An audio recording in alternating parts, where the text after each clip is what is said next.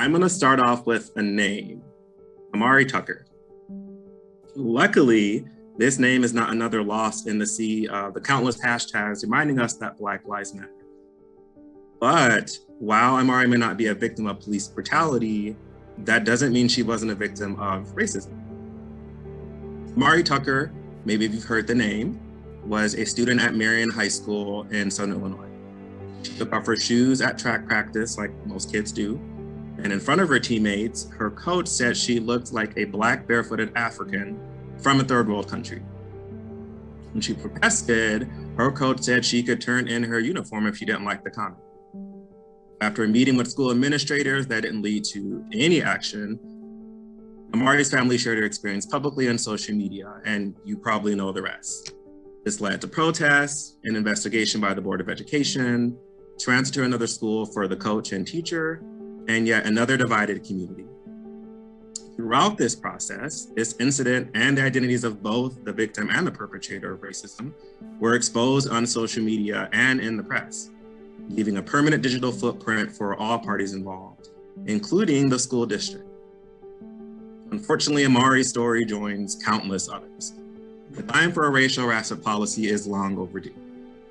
So, our working group, composed of Illinois State Teacher of the Year finalists, identified these incidents of racism as a barrier to both the success of students and the recruitment and retention of teachers of color. To help address this problem, we developed a proposal that will require every district in the state to adopt a compliance policy addressing race or harassment. As an early career educator of color, working with Black and Brown students, I think a lot about how, while it is super gratifying to spend all day, every single day of my life in the trenches with 75 beautiful, shining young people, I think a lot of times, what else can I do to make a difference in the lives of young people who experience the same barriers to success in education as I did, as my own students do? But in that reflection, did I really deserve a seat at the policy table?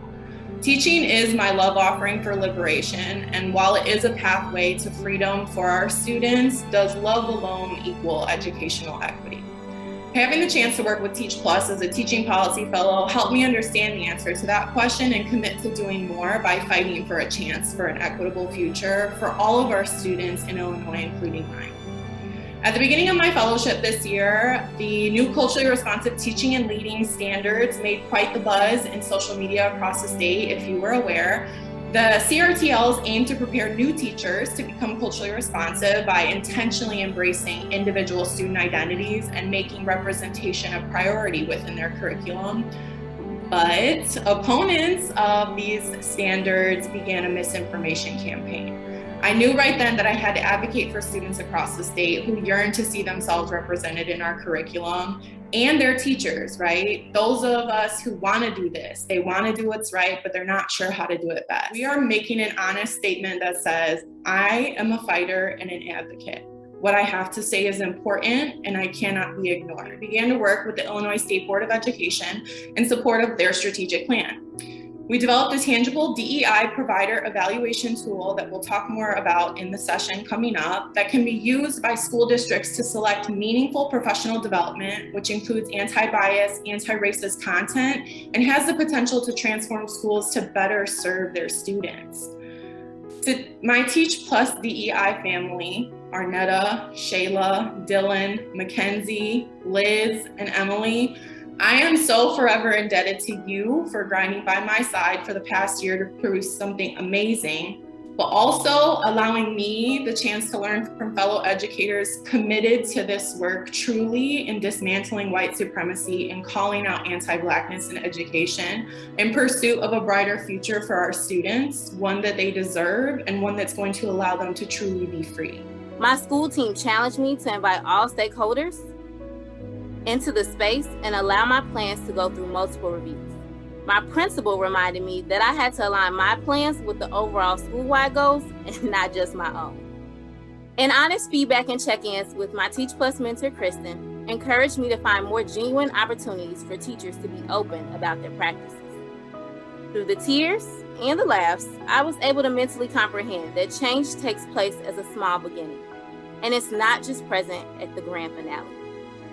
Change requires coaching, experiences, flexibility, and time with an outside lens to keep you focused on the goal.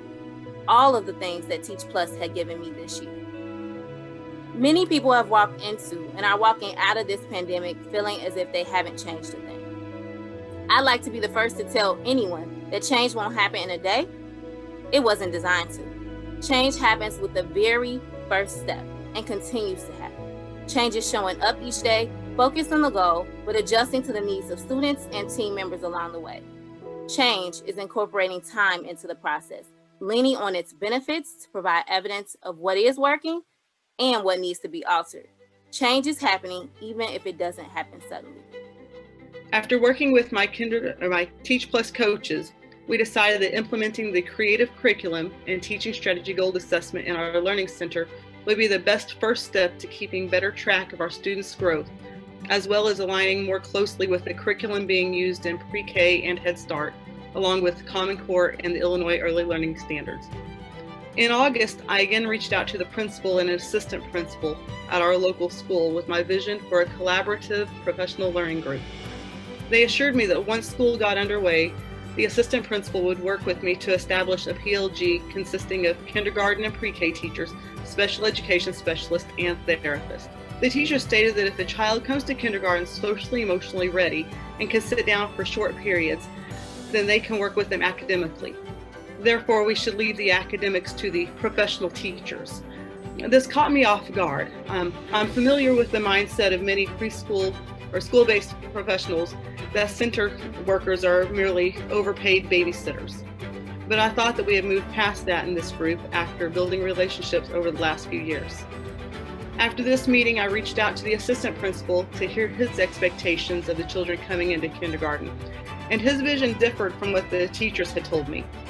The fact that this conversation had never been explicitly had, both internally at the school and externally across other preschool providers, was a testament to how important this work really is. Despite this initial clash of viewpoints, we were able to continue working together, even hosting several visits across the pre-K teachers' classrooms to virtually see what we were doing with our students. We'll continue to better support our early learners. The kindergarten teachers from the school have been regularly checking in with me now to inquire on how our students' progress are coming. They ask, are they ready for us yet? To which at this time I can now proudly say, yes, they are. When I first entered the classroom, I knew I was where I belonged. However, I began to realize that there's so much that I do that didn't make sense to me as an educator. Why am I taking attendance in 3 different places on a daily basis? How come so many early childhood educators make less than a living wage? Why isn't there more special education support? As I began to look into these issues, I realized that so much of it stemmed from systems in a place that are higher than me. So I decided to pursue leadership roles. I joined my school's instructional leadership team. I became a mentor teacher. I created and led professional developments. Then I came across an application for joining Teach Plus's Early Childhood Education Policy Fellowship. I learned how policy is created and structured, including how to engage stakeholders. I learned how to make my voice heard. I published an op-ed about how educators are grieving over this atypical start to the school year. I had a chance to meet with various experts in the field, including Brian Stokes, the Chief of Early Childhood Education at Chicago Public Schools, and Senator Cristina Pacione-Zayas, who's leading the bill to expand access and affordability to getting a bachelor's in early childhood. As I return as a senior fellow, I hope to continue to grow in my advocacy and knowledge of policy so I can have an impact on the landscape of early childhood in Illinois.